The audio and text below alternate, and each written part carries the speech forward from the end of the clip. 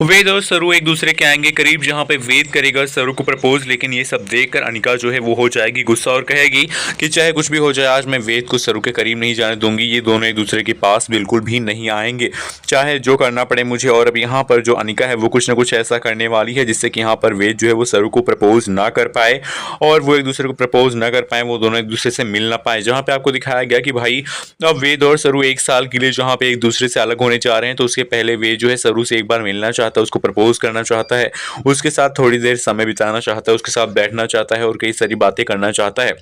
लेकिन दोस्तों अब फाइनली यहाँ पर जो सरू है वो वेद से मिलने के लिए जब जाती है तो वहाँ पर अनिका भी आ जाती है और अनिका जो है इन दोनों को मिलने से रोकने के लिए कुछ ऐसा बड़ा कांड करने वाली है जिससे सबके होश उड़ जाएंगे। वेल अब यहाँ पर अनिका क्या करने वाली, चलिए हम आपको बताते हैं। भाई जो अनिका है उसको पता है कि वेद और सरू जो है एक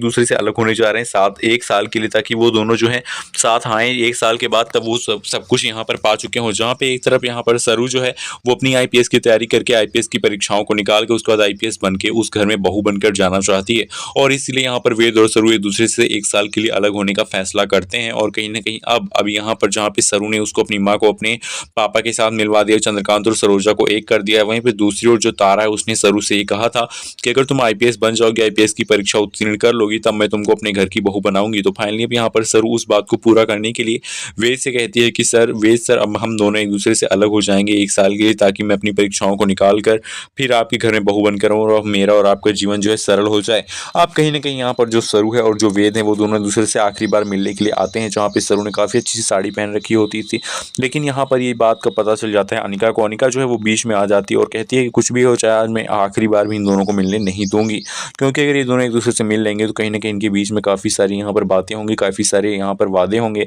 और वो वादे पूरे हो जाए मुझे बिल्कुल भी मंजूर नहीं है। और इसलिए यहाँ पर अनिका जो है बीच में पहुंच जाती है और सरू को वहाँ पे पहुंचने से रोकने के लिए अब क्या करने वाली अनिका वो तो आने वाले एपिसोड में पता चलेगा। बात करें पिछले एपिसोड की, तो जहाँ पे आपको दिखाया गया कि भाई सरू जो है वो कलर लगाने के लिए गई थी अनिका के सामने उसकी तारा माँ के पास। उठाएगी होली पे सरू पे हाथ, तो बीच में आकर वेद पकड़ेगा तारा का हाथ और सिखाएगा तारा को सबक और कहेगा कि आप मेरी पत्नी सरू के ऊपर हाथ नहीं उठा सकती हैं, उसने आपको बस कलर लगाने के लिए कहा था और आपने उसके ऊपर हाथ उठा दे, बहुत ही बुरी बात है। और तारा को आ जाएगा गुस्सा। भाई दोस्तों आपको बता दें कि सीरियल सरू में एक धमाकेदार ट्विस्ट आ गया है, जहाँ पे सरू जो है कलर लगाने के लिए तारा के नजदीक जाती है, उसके पास जाती है